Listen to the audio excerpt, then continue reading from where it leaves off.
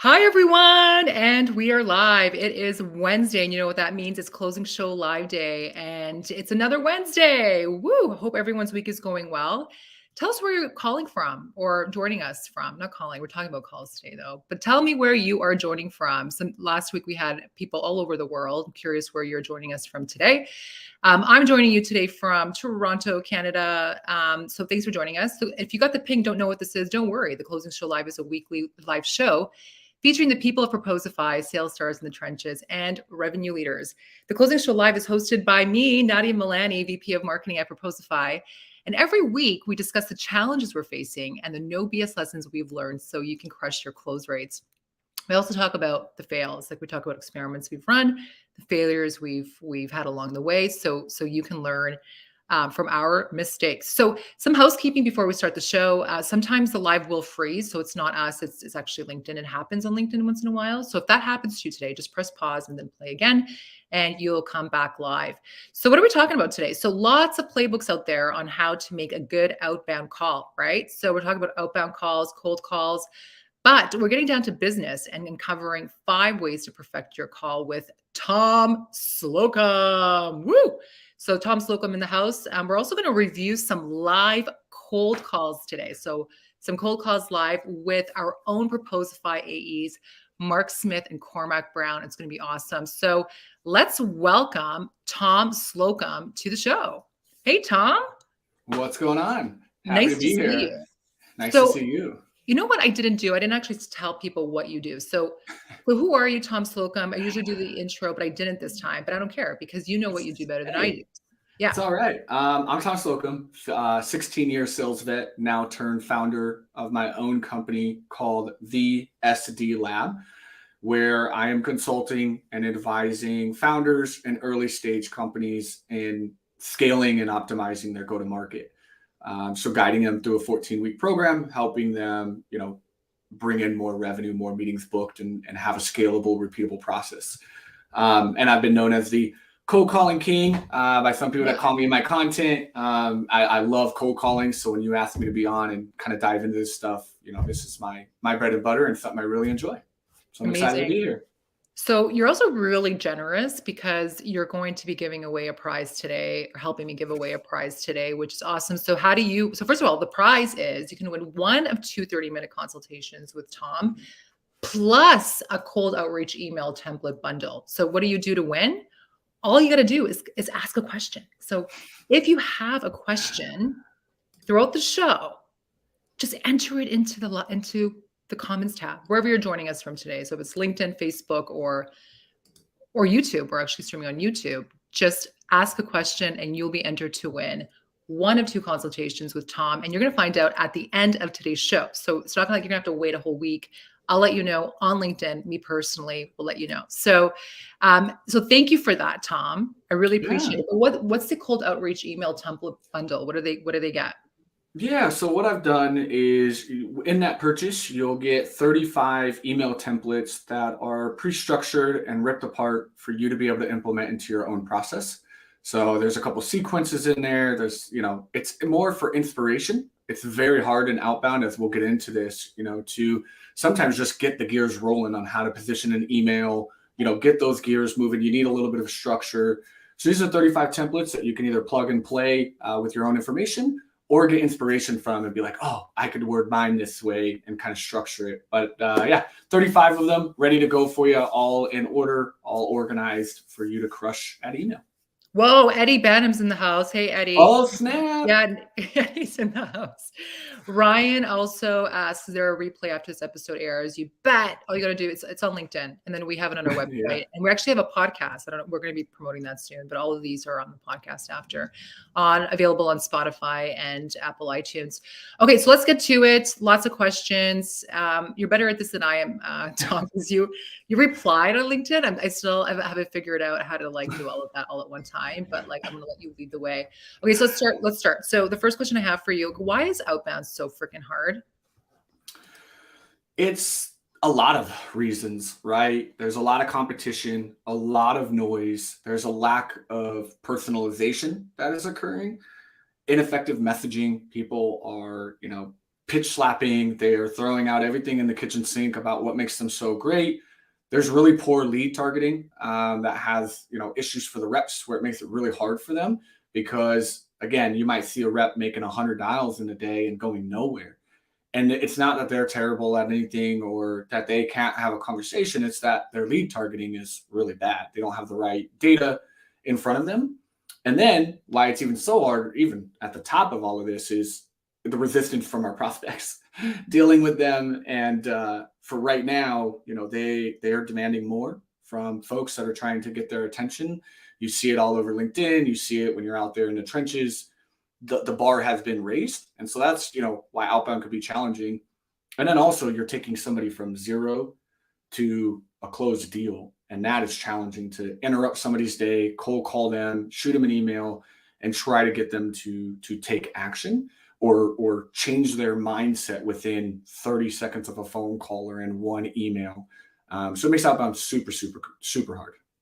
Cool. I'm going to go right to a question from the audience. Robert asks, what do you say when they're not interested? I think that's probably one of the hardest, or one of the reasons why cold calling is hard, because I don't know, like I used to do cold calling back in the day, and Right. most people are not interested. So what do you do? What do you do if you get the call? They're most likely not interested. What's the tip there, Tom? Oh, my favorite is, what are you not interested in? No, I'm just kidding. That's like a rookie thing where that's what is in your mind is you're like, I haven't said anything. What are you not interested in? Right. But what I try to do is I try to address, acknowledge, and align on that objection. It's like, Nadia, I understand. Hey, I cold called you out of the blue. I just cut you off. I wouldn't be interested either in what's been shared thus far. Do you mind if I explain a little bit more about, exactly why I called you, and then we can figure that out and see if we can move forward? Or better yet, do you want me to send you an email with a little bit more information and I'll touch base with you another day? You got to acknowledge it. It's clearly that value hasn't been driven yet. That's the whole reason they're not interested. You get that call, you either didn't come in with the right energy. You pick it up. Hey, Nadia, it's Tom, SD Lab. How are you? Yeah, I'm not interested. Thanks. Right. You're immediately like, I'm good. So you have to be accountable in that and kind of dig into your call recordings, see where your opener, when these not interested responses are happening, and figure out what you can control. Is it your tone and delivery? Is it your value prop, the way you're making it all about you? But I try, when they say not interested, I'm like, hey, I totally get it. I level with you. Knee-jerk reaction, Nadia, when most people get cold call. What I'd like to do is, the reason I reached out, and I kind of just sometimes even another variation to this is kind of move past it. Nadia, I get it. Right now, you might not be interested in thus far. It's been about 5 seconds into the call. I get this often, but hey, the reason I was giving you a call is I seen your post around playbooks and cold calling and, this event that you had going on with Tom. Is that a priority within the org right now? Are you really trying to beef up with your reps, your cold calling? And now I can just get them to be like, well, I'm interested in that. Like, cool, let's change directions. We're not going to go into a pitch or sell. Now I just want to kind of acknowledge, hey, knee-jerk reaction. Everybody does this. Here's why I'm calling, though. And let me just address that. And you're going to strike out more often than not. And other times, they'll let you proceed and be like, oh, yeah, I did that because we're trying to get better at, converting our calls. So and now you have a combo. Yeah. And you mentioned like the value prop is obviously important. And I think actually people nail that a lot, like on cold calls, the cold calls that I do take and answer, like usually, okay, so guilty as charged. I usually don't answer the phone if it's like unknown or if it's like from somewhere in like Utah. I don't know anybody in Utah. Right. But once in a while I do. Like once in a while Right. it happens. So I find like value prop is usually people nail it. It's tone. It's tonality that people do. So what's a good tone? What's a bad tone? You kind of told, you don't want to have, obviously on the call, have low energy, but what is a good cold call tone? Honestly, what's ever worked for me, and I kind of discovered this a few months back, really recently, what I do in a lot of my cold calls when I listen back to them is I carry a very unsure tone, very unsure, of like, hey, would this make sense? Like, do you see this being of a benefit to you? And it's like this unsureness, but still this directness and this energy. And so when you're delivering your statements and you're kind of delivering your value prop, lead with like an unsure. Nadia, what I do at the SD Lab is I help, early stage companies like yourself, work on their emotion. Is that like a priority for you right now? Is that something you're really top of mind? You're going to be a lot more eager to talk to me and just kind of be comfortable in that setting and be like, I'm coming from a out of curiosity mindset. So I think having a natural curiosity in your tone and your delivery and whatever you're saying, more so than like, Nadia, Tom, over at SD Lab, I want to help you. What are you doing tomorrow at 3:00? You want to chat? And it's like, having this unsureness to where I'm leading you, but I'm letting you feel empowered. I'm letting you know that I know that I'm interrupting you. I know that I'm an interruption. I know where you're at, but can you maybe just kind of verify if I'm even on the right path here versus I know I'm on the right path. I saw your post. I know I can help you. Let me just get you there, where people don't want that, right? Nobody wants that approach. And I get calls like that where they kind of just bull rush you right into it. And they're still doing a great job. Everything's there, but they're pushing you and being like, no, my tool is great for you and this and that. Where the people I'll talk to are kind of like, I did my research. I kind of see here that this would make sense. What do you think? Is this something that's going on for you right now? And kind of just having a conversation versus that interrogation. So I did a thing.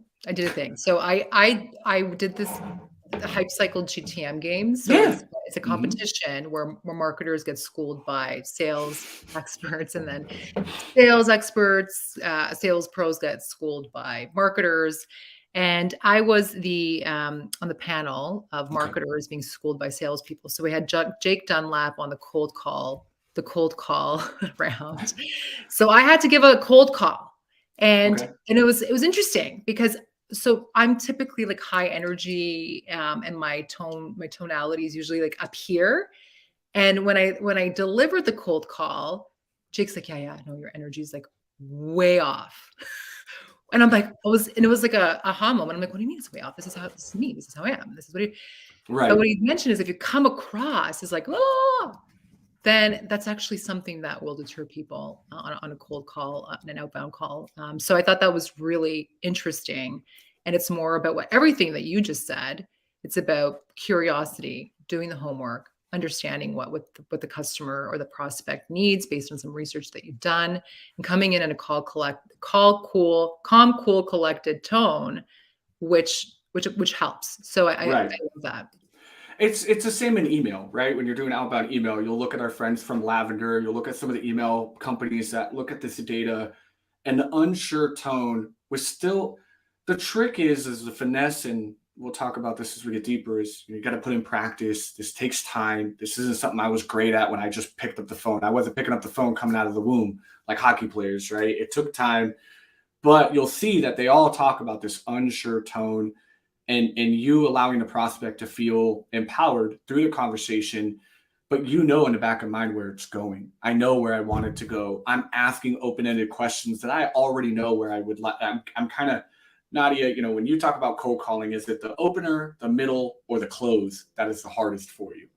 I don't care which answer you give me. It's all going to go the same direction, but you get to feel empowered and you get to feel like you're like 90s reference, millennial here, like Goosebumps, choose your own journey when you used to read the books.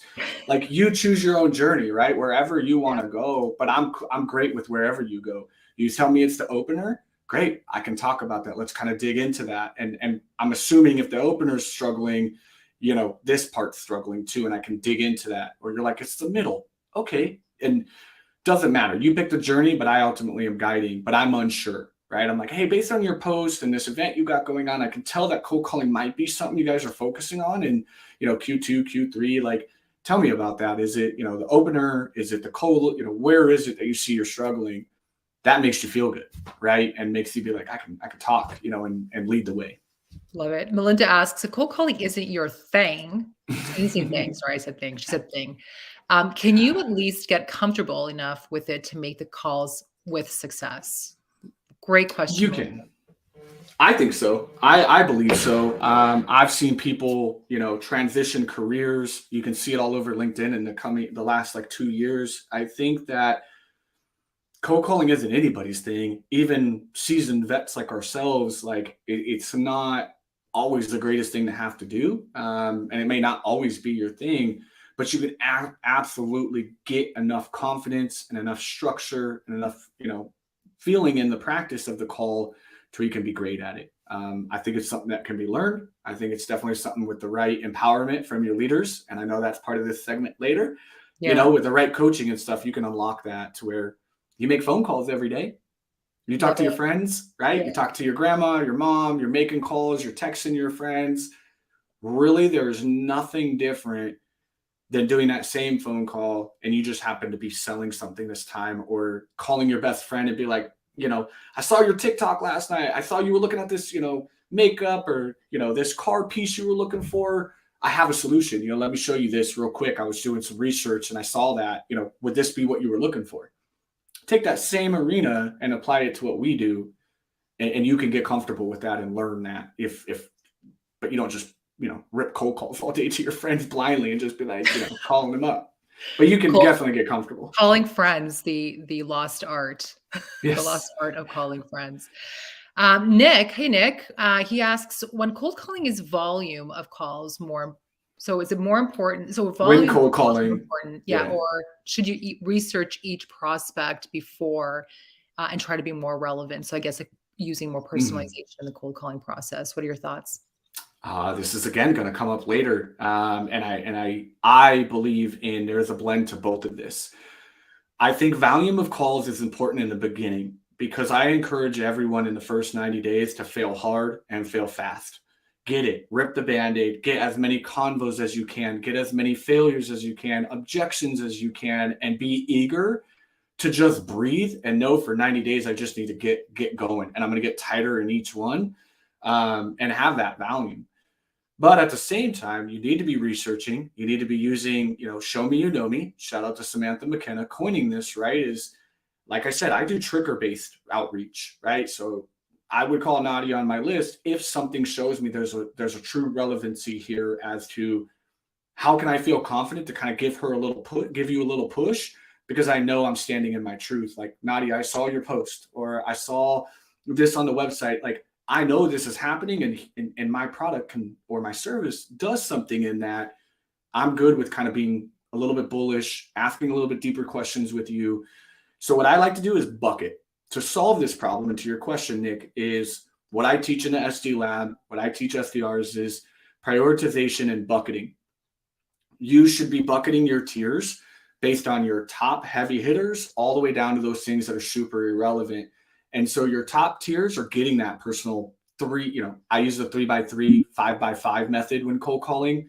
3 pieces of information in under 3 minutes, or 5 pieces of information under 5 minutes. Whatever works. Don't get prospecting paralysis by it. Log those notes so you have it the next time in your CRM. That's where people skip. So every time they call that person, they're redoing the research.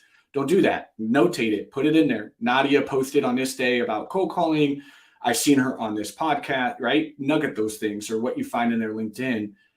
And then so those top accounts, you're putting in that research, and then you move to your tier 3s or 4s, and that stuff, not really researching. You're doing more persona-based outreach. You're just more reaching around the problem and the solution more so than like, hey, Nadia specifically, I love what you're doing. This is for you, versus, I don't know you, John. You're a manager at the company. You might influence the deal. I just know I'm working with other managers that are seeing this be a problem. Is this something you're thinking of too? So you just kind of bucket and tier to where you're doing your volume through the day, but then those counts that really matter, that are truly the right ICP, the right persona, they're a true target account, you're maximizing that research. And then the other things. But I think personalization is simply relevancy. PS there. I think that personalization is a silly term. It's not about their dog. It's just show me one-to-one. Just let me feel like it's one-to-one and there's relevancy here, versus you just sending an email that is, hey, Nadia, me at SD Lab, I help companies, grow their pipeline by 20%. I help book them more meetings and blah, blah, blah, blah, blah. Would you like to book a meeting for 30 minutes? You're going to just write that email off, right? So good. Love the relevancy versus personalization. Okay, one more question, and then we're going to go to the live teardowns, because that's that's the fun part of the show, even though you're absolutely fun. Okay, so Zishan asks, want to talk a little bit about like specific segments. So how do you approach Okay. large enterprise solutions that sell to C-suite and VPs exclusively? So for example, governance, risk, and compliance solutions. Also, what are success metrics? So if you're looking at a specific buyer persona, a specific segment, more enterprise, more C-suite, any tips on that? Trying to find that question. Did it come up? Yeah, Zishan, and then it's actually on the screen too. Okay, Yeah. there it is. So how do you approach live enterprise? So C-suite and VPs, for example. Yeah. So you're right. I did enterprise for a long time. Then broke into mid market, right? SMB. People are people. I'm gonna be real honest with you, this John. There really isn't. There are some strategies, 100%, to when you sell to C-suite and VPs. Your language changes a little bit. They are definitely more direct. They're not into the fluffiness. The things that I would teach one SDR team, I couldn't go into an enterprise company and teach the same thing for, right? To be like, Tom, we don't do that, right? It is a very different market. One of my clients right now is very niche down with like technical engineers. They don't like the fluff. They don't like all this shebang. So when you sell, it is a different approach, but people are people. VPs, CAOs, me and Nadia are still the same, right? At the end of the day, we still have the same problems, same concerns. But when approaching, you want to do a bottom up and a top down approach with those folks. What I try to do is work my way up, getting friends with the people that are going to be my end users. Because C-suite and VP are really just going to care about, what's in it for me, how's it going to impact my team, and why would I do this? Where I start from the bottom and I kind of get in with the reps or the manager or the director, because they're going to be the ones actually using the tool or the solution. So then I can get them bought in and then get them championing up as I'm also doing my personalization to that C-suite or that VP of, hey, Nadia, I was actually just talking with, Eddie on the team just last week, and he was saying you guys are really struggling with the volume of cold calling and scaling your personalization. Quick tip for you, I wanted to drop nearby this, and then would you maybe have some time to talk more in depth? I'd love to, share a couple ideas. That show, and then he's going to go to Eddie. Eddie's going to be like, oh yeah, Tom had reached out. We had a quick conversation, and now I'm able to get better contact and connection rates with those VPs and CEOs because now I'm working the channels a little bit. So that would just be a recommendation. Try to work the bottom up with those. And when you are reaching out to the C-suite and the VPs, talk about what's in it for them. Show them exactly what they can expect out of this. They're not really into feature and benefits. They're not that, they're usually above the line buyers, not below the line. They just want to know, like, just give it to me straight, right? What are you doing? And just show me you give a, booty, right, about it, and show me what's going on with my org. So that's the approach you want to take with those folks. All so good. Sorry, I just muted myself there for a second. Speaking, yeah, so I love that also, like everyone's human, no matter if they're CEO or VP, everyone's got the same problems. Like my son's here. He might walk in any minute. Like, hey. Human. Yeah, he might make a guest appearance. We'll see. We'll add him to the show as a co-host if that happens. Okay, so now we're going to go to the fun stuff. This was really fun, but this is going to be extra fun. So we're going to review some calls with our own Proposify AEs. Okay, so our own Proposify AEs. So welcome to the show, Mark Smith and Cormac Brown. Yes. Hey guys, how are you? Doing well. Thanks for having me. You guys are the best tonality, by the way. I just love it. I honestly think you can both be on the Calm app, no problem. There's like it's very zen tonality. It just relaxes me every single time. Okay, great. So thank you for being on the show. So we're gonna roll some live calls. Are you guys ready for this? You guys are ready? All ready? I think so. Yeah. Are going to give me a thumbs up? Awesome. Put it out there live. Here we go. Okay, so let's review the first one. It's Mark's call. Hunter's in the background. He's going to roll it live. Hunter's our BDR on the team, but he's not going to show up because there'll be too many people on the call. So Mark's is first. Let's roll it. Hello. Hi. How are you doing today? Who's this? It's Mark from Proposify. I was hoping I caught you at a good time if there ever is such a thing. I'm sorry, who are you with? Proposify. I sent over an email or two your way, but I'm sure reading unsolicited emails isn't at the top of your priority list during the holidays. No. Yeah, how did you get this number? Would you believe me if I Google searched the top 10 strategic marketing directors in the US?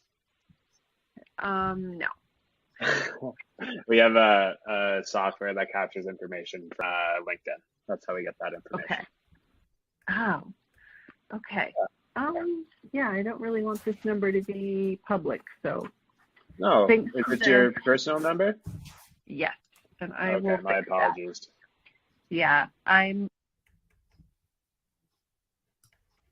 Okay, that was it. So I forgot to mention, so we're gonna review 2 calls, Mark's call, Cormac's call. This was the first one. It was Mark's. Tom, you're gonna do a tear down. At the end, you're actually gonna pick a winner. So you're gonna say Okay. which one was the better cold call, and Mark or Cormac, one of you will be the winners. You're not gonna actually win anything except for bragging rights at Proposify after the live. So, but Tom, let's tear this down. What was good? What was bad? Good, bad, ugly about this call? Yeah, that was interesting, right? That was a rough prospect. That's not the norm for those like watching. Right? I mean, it is the norm, but it is not the norm, right? Like that happens. But she had like 3 rebuttals and kind of putting it was Mark's, right? Mark into kind of an thing. I did like, given how it did actually play out, Mark, you tried to chuckle, you tried to break some ice. So, that was a huge ups to that, as I really thought bringing that humor, trying to get her to break, because you can already see you were kind of paying attention. And when we talked about tone, Nadia, you want to match it. So you can understand the apprehension there. So he's trying to get it to laugh. But in that same note, area of opportunity there is try to get a question going. 1, 2 times you could tell that she wasn't hitting. You should have just went right into kind of getting her to talk and acknowledge, like, okay, cool, I got your number from Zoom Info, but hey, why have you, Nadia? The reason I called is, and what you want to do is find a way to acknowledge, address, and move on, right? And so you acknowledge and you address, but then you sat there and you kind of let her have to like lead the convo again. And so she was like, where's this number coming from? Who are you? Whereas if you had acknowledged, addressed, hey, got your phone number from Zoom Info, I was reaching out because I understand that you're the marketing director over at so-and-so. Where are you at with your strategy when it comes to your paid ads for 2023? And what are you doing with that right now? And just get the convo moving forward. So that would only be an addition there, is address and acknowledge, but then you got to lead the next piece. You got to just pivot and get the next movement going, versus letting that sit there and being like, well, I want them to acknowledge that. You don't. Just go. Because she could have bailed on you like 4 times in that call. She could have just ended that call and not really been she was doing you a service. She was just like, you should have let her go, right? Or she should have let you go. But overall, I would say like a 7 out of 10, given the circumstances, given what actually did play out. I thought it was good. But just those would be some areas, right? Just address, acknowledge, and keep going. And then, I like the humor. I thought that you brought some good chuckles in there. Any Appreciate thoughts, that. Mark? No, I 100% agree. Definitely let the client or the prospect there kind of lead the charge, where I should have jumped in and kind of, like you said, addressed it and then moved on and kind of hit her with the research I've done. Mm-hmm. Did you book the meeting? Meeting was not booked on that call, no. Okay, but a stellar 7 out of 10 from Tom. Okay, so we're going to move on to the next one. Cormac in the house. Whoop, whoop. So we're going to roll his call. It's a little longer, so sit tight, but it's a good one, I think. Okay. So let's roll the clip. Hunter. Hi. I know I'm calling you near the end of the day and out of the blue, but this is Cormac Brown calling from Proposify, and was wondering if you would give me 30 seconds to explain why I'm calling you in the first place. Then you can decide on whether or not to roll a dice to me. Sure. Yeah. What's up? Yeah, I appreciate it. Normally when leaders like yourself are even generous to give me those 30 seconds, where Proposify and I find around the proposal stage is that I notice that there's inconsistencies with documents going out, or costly errors in their proposals, or 3, deals tend to go dark after that final proposal has been sent, and was wondering if any of those 3 resonate with you at all. Not spot on exactly. We use to write our proposals. Does that ring a bell? Actually rings a bell. I'm not too familiar with them. I'm more familiar with like a Panadoc or a Quiller, but tell me a little bit more about how you like the process or what you like I about don't love it. I don't love it. So if y'all's company helps with the sales teams with creating better proposals and y'all interface with Salesforce so y'all can be linked into Salesforce, then I would be open to a conversation. Yeah, that's our main integration with Salesforce. So